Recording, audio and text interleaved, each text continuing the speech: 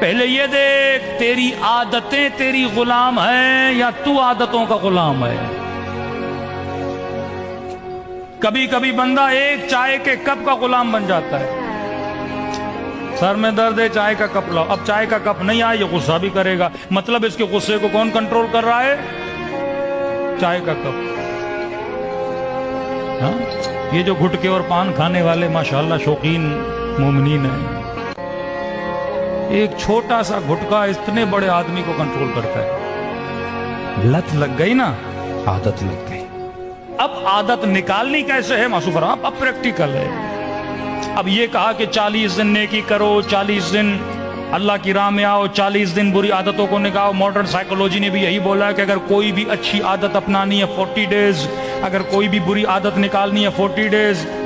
یہ 40 ڈیز روح کے لیے نہیں ہے، یہ 40 ڈیز جسم کے لیے. اللہ نے جسم تیرا ایسا بنایا ہے یہ ہر عادت کو اپنا لیتا ہے.